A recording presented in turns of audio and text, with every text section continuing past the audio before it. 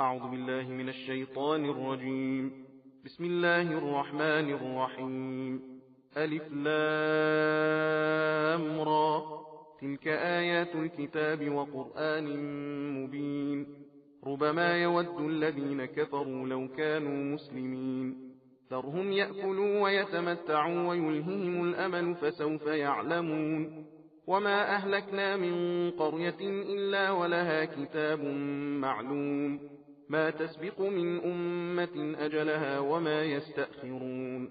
وقالوا يا أيها الذي نزل عليه الذكر إنك لمجنون. لو ما تأتينا بالملائكة إن كنت من الصادقين. ما ننزل الملائكة إلا بالحق وما كانوا إذا منظرين.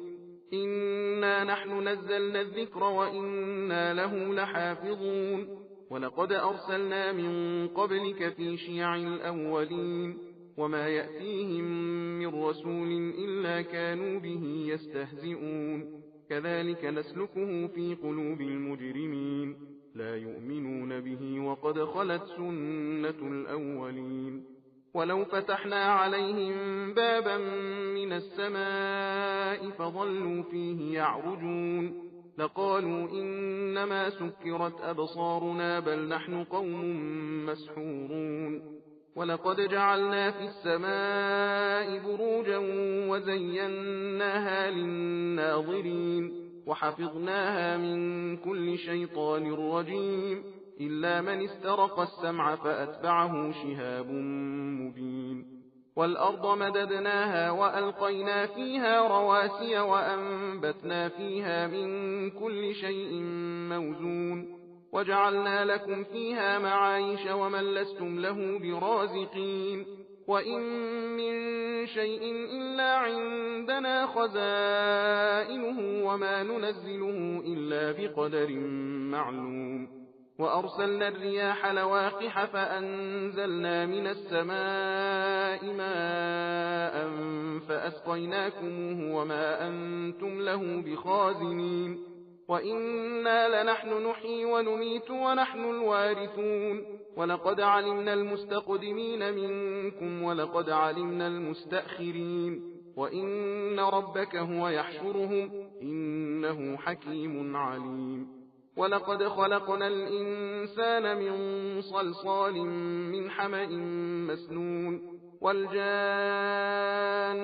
خلقناه من قبل من نار السموم. وإذ قال ربك للملائكة إني خالق بشرا من صلصال من حمأ مسنون فإذا سويته ونفخت فيه من روحي فقعوا له ساجدين فسجد الملائكة كلهم أجمعون إلا إبليس أبى أن يكون مع الساجدين. قال يا إبليس ما لك ألا تكون مع الساجدين؟ قال لم أكن لأسجد لبشر خلقته من صلصال من حمأ مسنون. قال فاخرج منها فإنك رجيم وإن عليك اللعنة إلى يوم الدين. قال رب فأنظرني إلى يوم يبعثون.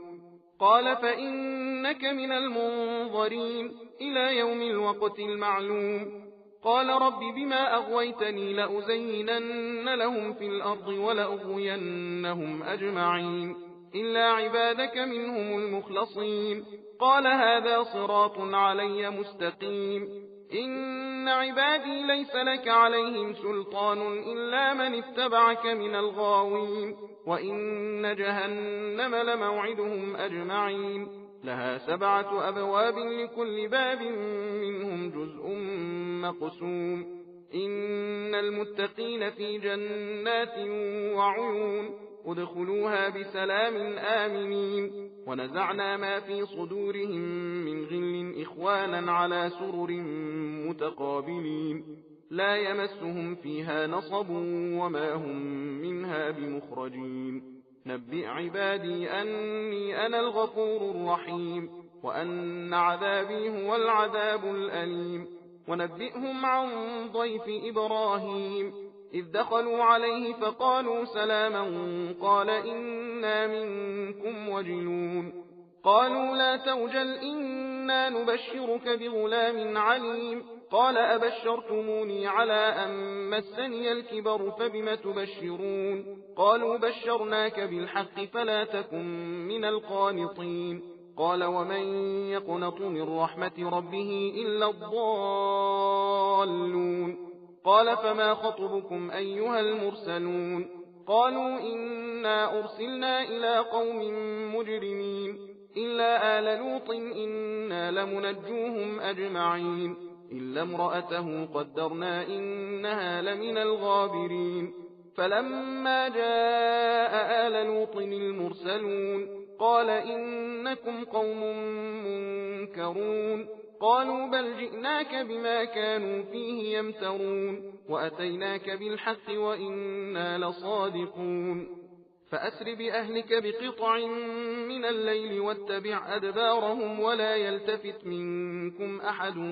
وامضوا حيث تؤمرون وقضينا إليه ذلك الأمر أن دابر هؤلاء مقطوع مصبحين وجاء أهل المدينة يستبشرون قال إن هؤلاء ضيفي فلا تفضحون واتقوا الله ولا تخزون قالوا أولم ننهك عن العالمين قال هؤلاء بناتي إن كنتم فاعلين لعمرك إنهم لفي سكرتهم يعمهون فأخذتهم الصيحة مشرقين فجعلنا عاليها سافلها وأمطرنا عليهم حجارة من سجيل إن في ذلك لآيات للمتوسمين وإنها لبسبيل مقيم إن في ذلك لآية للمؤمنين وإن كان أصحاب الأيكة لظالمين فانتقمنا منهم وإنهما لبإمام مبين ولقد كذب أصحاب الحجر المرسلين وآتيناهم آياتنا فكانوا عنها معرضين وكانوا ينحتون من الجبال بيوتا آمنين فأخذتهم الصيحة مصبحين فما أغنى عنهم ما كانوا يكسبون وما خلقنا السماوات والأرض وما بينهما إلا بالحق وإن الساعة لآتية فاصفح الصفح الجميل إن ربك هو الخلاق العليم ولقد آتيناك 7 من المثاني والقرآن العظيم لا تمدن عينيك إلى ما متعنا به أزواجا منهم ولا تحزن عليهم واخفض جناحك للمؤمنين وقل إني أنا النذير المبين كما أنزلنا على المقتسمين الذين جعلوا القرآن عضين فوربك لنسألنهم أجمعين عما كانوا يعملون فاصدع بما تؤمر وأعرض عن المشركين إنا كفيناك المستهزئين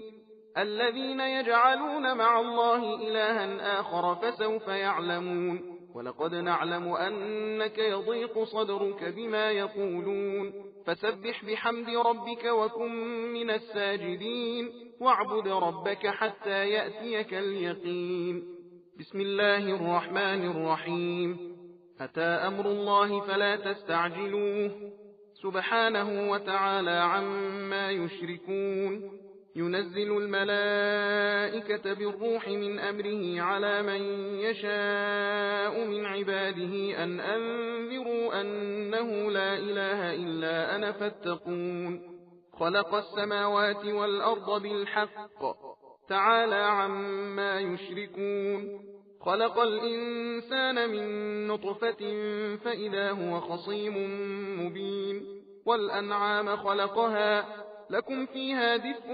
ومنافع ومنها تأكلون ولكم فيها جمال حين تريحون وحين تسرحون وتحمل أثقالكم إلى بلد لم تكونوا بالغيه إلا بشق الأنفس إن ربكم لرؤوف رحيم والخيل والبغال والحمير لتركبوها وزينة ويخلق ما لا تعلمون وعلى الله قصد السبيل ومنها جائر ولو شاء لهداكم أجمعين هو الذي أنزل من السماء ماء لكم منه شراب ومنه شجر فيه تسيمون ينبت لكم به الزرع والزيتون والنخيل والأعناب ومن كل الثمرات إن في ذلك لآية لقوم يتفكرون وسخر لكم الليل والنهار والشمس والقمر والنجوم مسخرات بأمره إن في ذلك لآيات لقوم يعقلون وما ذرأ لكم في الأرض مختلفا ألوانه إن في ذلك لآية لقوم يذكرون وهو الذي سخر البحر لتأكلوا منه لحما طريا وتستخرجوا منه حلية تلبسونها وترى الفلك مواخر فيه ولتبتغوا من فضله ولعلكم تشكرون وألقى في الأرض رواسي أن تميد بكم وأنهارا وسبلا لعلكم تهتدون وعلامات وبالنجم هم يهتدون أفمن يخلق كمن لا يخلق أفلا تذكرون وإن تعدوا نعمة الله لا تحصوها إن الله لغفور رحيم والله يعلم ما تسرون وما تعلنون والذين يدعون من دون الله لا يخلقون شيئا وهم يخلقون أموات غير أحياء وما يشعرون أيان يبعثون إلهكم إله واحد فالذين لا يؤمنون بالآخرة قلوبهم منكرة وهم مستكبرون لا جرم أن الله يعلم ما يسرون وما يعلنون إنه لا يحب المستكبرين وإذا قيل لهم ماذا أنزل ربكم قالوا أساطير الأولين ليحملوا أوزارهم كاملة يوم القيامة ومن أوزار الذين يضلونهم بغير علم ألا ساء ما يزرون قد مكر الذين من قبلهم فأتى الله بنيانهم من القواعد فخر عليهم السقف من فوقهم وأتاهم العذاب من حيث لا يشعرون ثم يوم القيامة يخزيهم ويقول أين شركائي الذين كنتم تشاقون فيهم قال الذين أوتوا العلم إن الخزي اليوم والسوء على الكافرين الذين تتوفاهم الملائكة ظالمي أنفسهم فألقوا السلم ما كنا نعمل من سوء بلى إن الله عليم بما كنتم تعملون فادخلوا أبواب جهنم خالدين فيها فلبئس مثوى المتكبرين وقيل للذين اتقوا ماذا أنزل ربكم قالوا خيرا للذين أحسنوا في هذه الدنيا حسنة ولدار الآخرة خير ولنعم دار المتقين جنات عدن يدخلونها تجري من تحتها الأنهار لهم فيها ما يشاءون كذلك يجزي الله المتقين الذين تتوفاهم الملائكة طيبين يقولون سلام عليكم ادخلوا الجنة بما كنتم تعملون هل ينظرون إلا أن تأتيهم الملائكة أو يأتي أمر ربك كذلك فعل الذين من قبلهم وما ظلمهم الله ولكن كانوا أنفسهم يظلمون فأصابهم سيئات ما عملوا وحاق بهم ما كانوا به يستهزئون وقال الذين أشركوا لو شاء الله ما عبدنا من دونه من شيء نحن ولا آباؤنا ولا حرمنا من دونه من شيء كذلك فعل الذين من قبلهم فهل على الرسل إلا البلاغ المبين ولقد بعثنا في كل أمة رسولا أن يعبدوا الله واجتنبوا الطاغوت فمنهم من هدى الله ومنهم من حقت عليه الضلالة فسيروا في الأرض فانظروا كيف كان عاقبة المكذبين إن تحرص على هداهم فإن الله لا يهدي من يضل وما لهم من ناصرين. وأقسموا بالله جهد أيمانهم لا يبعث الله من يموت بلى وعدا عليه حقا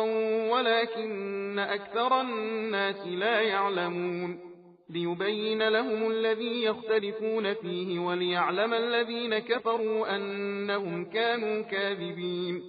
إنما قولنا لشيء إذا أردناه أن نقول له كن فيكون. والذين هاجروا في الله من بعد ما ظلموا لنبوئنهم في الدنيا حسنة ولأجر الآخرة أكبر لو كانوا يعلمون. الذين صبروا وعلى ربهم يتوكلون. وما أرسلنا من قبلك إلا رجالا نوحي إليهم فاسألوا أهل الذكر إن كنتم لا تعلمون. بالبينات والزبر وأنزلنا إليك الذكر لتبين للناس ما نزل إليهم ولعلهم يتفكرون. أفأمن الذين مكروا السيئات أن يخسف الله بهم الأرض أو يأتيهم العذاب من حيث لا يشعرون أو يأخذهم في تقلبهم فما هم بمعجزين أو يأخذهم على تخوف فإن ربكم لرؤوف رحيم. أولم يروا إلى ما خلق الله من شيء يتفيأ ظلاله عن اليمين والشمائل سجدا لله وهم داخرون. ولله يسجد ما في السماوات وما في الأرض من دابة والملائكة وهم لا يستكبرون يخافون ربهم من فوقهم ويفعلون ما يؤمرون. وقال الله لا تتخذوا إلهين اثنين إنما هو إله واحد فإياي فارهبون. وله ما في السماوات والأرض وله الدين واصبا أفغير الله تتقون. وما بكم من نعمة فمن الله ثم إذا مسكم الضر فإليه تجأرون. ثم إذا كشف الضر عنكم إذا فريق منكم بربهم يشركون. ليكفروا بما آتيناهم فتمتعوا فسوف تعلمون. ويجعلون لما لا يعلمون نصيبا مما رزقناهم تالله لتسألن عما كنتم تفترون. ويجعلون لله البنات سبحانه ولهم ما يشتهون. وإذا بشر أحدهم بالأنثى ظل وجهه مسودا وهو كظيم يتوارى من القوم من سوء ما بشر به أيمسكه على هون أم يدسه في التراب ألا ساء ما يحكمون. للذين لا يؤمنون بالآخرة مثل السوء ولله المثل الأعلى وهو العزيز الحكيم. ولو يؤاخذ الله الناس بظلمهم ما ترك عليها من دابة ولكن يؤخرهم إلى أجل مسمى فإذا جاء أجلهم لا يستأخرون ساعة ولا يستقدمون. ويجعلون لله ما يكرهون وتصف ألسنتهم الكذب أن لهم الحسنى لا جرم أن لهم النار وأنهم مفرطون. تالله لقد أرسلنا إلى أمم من قبلك فزين لهم الشيطان أعمالهم فهو وليهم اليوم ولهم عذاب أليم. وما أنزلنا عليك الكتاب إلا لتبين لهم الذي اختلفوا فيه وهدى ورحمة لقوم يؤمنون. والله أنزل من السماء ماء فأحيا به الأرض بعد موتها إن في ذلك لآية لقوم يسمعون. وإن لكم في الأنعام لعبرة نسقيكم مما في بطونه من بين فرث ودم لبنا خالصا سائغا للشاربين. ومن ثمرات النخيل والأعناب تتخذون منه سكرا ورزقا حسنا إن في ذلك لآية لقوم يعقلون. وأوحى ربك إلى النحل أن اتخذي من الجبال بيوتا ومن الشجر ومما يعرشون ثم كلي من كل الثمرات فاسلكي سبل ربك ذللا يخرج من بطونها شراب مختلف ألوانه فيه شفاء للناس إن في ذلك لآية لقوم يتفكرون والله خلقكم ثم يتوفاكم ومنكم من يرد إلى أرذل العمر لكي لا يعلم بعد علم شيئا إن الله عليم قدير والله فضل بعضكم على بعض في الرزق فما الذين فضلوا براد رزقهم على ما ملكت أيمانهم فهم فيه سواء أفبنعمة الله يجحدون والله جعل لكم من أنفسكم أزواجا وجعل لكم من أزواجكم بنين وحفدة ورزقكم من الطيبات أفبالباطل يؤمنون وبنعمة الله هم يكفرون ويعبدون من دون الله ما لا يملك لهم رزقا من السماوات والأرض شيئا ولا يستطيعون فلا تضربوا لله الأمثال إن الله يعلم وأنتم لا تعلمون ضرب الله مثلا عبدا مملوكا لا يقدر على شيء ومن رزقناه منا رزقا حسنا فهو ينفق منه سرا وجهرا هل يستوون الحمد لله بل أكثرهم لا يعلمون وضرب الله مثلا رجلين أحدهما أبكم لا يقدر على شيء وهو كل على مولاه أينما يوجهه لا يأتي بخير هل يستوي هو ومن يأمر بالعدل وهو على صراط مستقيم ولله غيب السماوات والأرض وما أمر الساعة إلا كلمح البصر أو هو أقرب إن الله على كل شيء قدير والله أخرجكم من بطون أمهاتكم لا تعلمون شيئا وجعل لكم السمع والأبصار والأفئدة لعلكم تشكرون ألم يروا إلى الطير مسخرات في جو السماء ما يمسكهن إلا الله إن في ذلك لآيات لقوم يؤمنون والله جعل لكم من بيوتكم سكنا وجعل لكم من جلود الأنعام بيوتا تستخفونها يوم ضعنكم ويوم إقامتكم ومن أصواتها وأوبارها وأشعارها أثاثا ومتاعا إلى حين والله جعل لكم مما خلق ظلالا وجعل لكم من الجبال أكنانا وجعل لكم سرابيل تقيكم الحر وسرابيل تقيكم بأسكم كذلك يتم نعمته عليكم لعلكم تسلمون فإن تولوا فإنما عليك البلاغ المبين يعرفون نعمة الله ثم ينكرونها وأكثرهم الكافرون ويوم نبعث من كل أمة شهيدا ثم لا يؤذن للذين كفروا ولا هم يستعتبون وإذا رأى الذين ظلموا العذاب فلا يخفف عنهم ولا هم ينظرون وإذا رأى الذين أشركوا شركاءهم قالوا ربنا هؤلاء شركاؤنا الذين كنا ندعو من دونك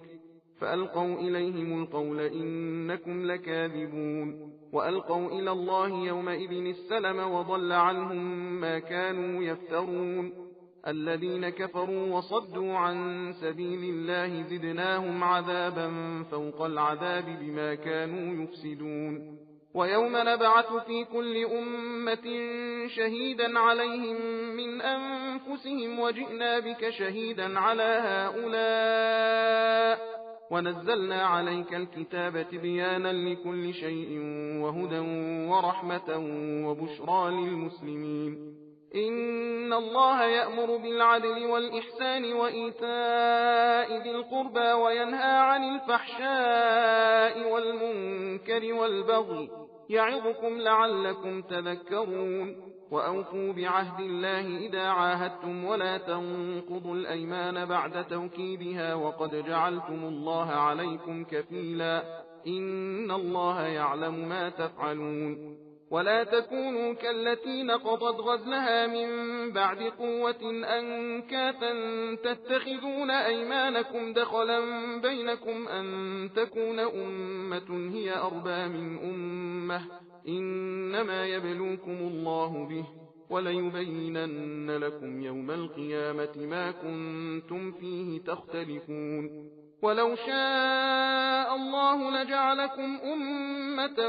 واحدة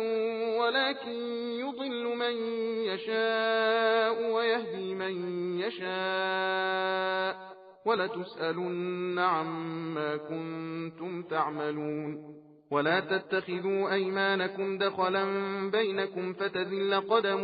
بعد ثبوتها وتذوقوا السوء بما صددتم عن سبيل الله ولكم عذاب عظيم ولا تشتروا بعهد الله ثمنا قليلا إنما عند الله هو خير لكم إن كنتم تعلمون ما عندكم ينفد وما عند الله باق ولنجزين الذين صبروا أجرهم بأحسن ما كانوا يعملون من عمل صالحا من ذكر أو أنثى وهو مؤمن فلنحيينه حياة طيبة ولنجزينهم أجرهم بأحسن ما كانوا يعملون فإذا قرأت القرآن فاستعذ بالله من الشيطان الرجيم إنه ليس له سلطان على الذين آمنوا وعلى ربهم يتوكلون إنما سلطانه على الذين يتولونه والذين هم به مشركون وإذا بدلنا آية مكان آية والله أعلم بما ينزل قالوا إنما أنت مفتر بل أكثرهم لا يعلمون قل نزله روح القدس من ربك بالحق ليثبت الذين آمنوا وهدى وبشرى للمسلمين ولقد نعلم أنهم يقولون إنما يعلمه بشر لسان الذي يلحدون إليه أعجمي وهذا لسان عربي مبين إن الذين لا يؤمنون بآيات الله لا يهديهم الله ولهم عذاب أليم إنما يفتري الكذب الذين لا يؤمنون بآيات الله وأولئك هم الكاذبون من كفر بالله من بعد إيمانه إلا من أكره وقلبه مطمئن بالإيمان ولكن من شرح بالكفر صدرا فعليهم غضب من الله ولهم عذاب عظيم ذلك بأنه مستحب الحياة الدنيا على الآخرة وأن الله لا يهدي القوم الكافرين أولئك الذين طبع الله على قلوبهم وسمعهم وأبصارهم وأولئك هم الغافلون لا جرم أنهم في الآخرة هم الخاسرون ثم إن ربك للذين هاجروا من بعد ما فتنوا ثم جاهدوا وصبروا إن ربك من بعدها لغفور رحيم يوم تأتي كل نفس تجادل عن نفسها وتوفى كل نفس ما عملت وهم لا يظلمون وضرب الله مثلا قرية كانت آمنة مطمئنة يأتيها رزقها رغدا من كل مكان فكفرت بأنعم الله فأذاقها الله لباس الجوع والخوف بما كانوا يصنعون ولقد جاءهم رسول منهم فكذبوه فأخذهم العذاب وهم ظالمون فكلوا مما رزقكم الله حلالا طيبا واشكروا نعمة الله إن كنتم إياه تعبدون إنما حرم عليكم الميتة والدم ولحم الخنزير وما أهل لغير الله به فمن اضطر غير باغ ولا عاد فإن الله غفور رحيم ولا تقولوا لما تصف ألسنتكم الكذب هذا حلال وهذا حرام لتفتروا على الله الكذب إن الذين يفترون على الله الكذب لا يفلحون متاع قليل ولهم عذاب أليم وعلى الذين هادوا حرمنا ما قصصنا عليك من قبل وما ظلمناهم ولكن كانوا أنفسهم يظلمون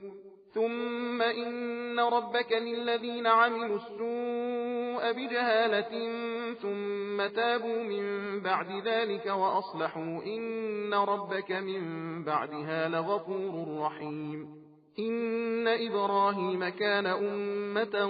قانتا لله حنيفا ولم يك من المشركين شاكرا لأنعمه اجتباه وهداه إلى صراط مستقيم وآتيناه في الدنيا حسنة وإنه في الآخرة لمن الصالحين ثم أوحينا إليك أن اتبع ملة إبراهيم حنيفا وما كان من المشركين إنما جعل السبت على الذين اختلفوا فيه وإن ربك ليحكم بينهم يوم القيامة فيما كانوا فيه يختلفون ادع إلى سبيل ربك بالحكمة والموعظة الحسنة وجادلهم بالتي هي أحسن إن ربك هو أعلم بمن ضل عن سبيله وهو أعلم بالمهتدين وإن عاقبتم فعاقبوا بمثل ما عوقبتم به ولئن صبرتم لهو خير للصابرين واصبر وما صبرك إلا بالله ولا تحزن عليهم ولا تك في ضيق مما يمكرون إن الله مع الذين اتقوا والذين هم محسنون صدق الله العلي العظيم إنا هديناه السبيل إما شاكرا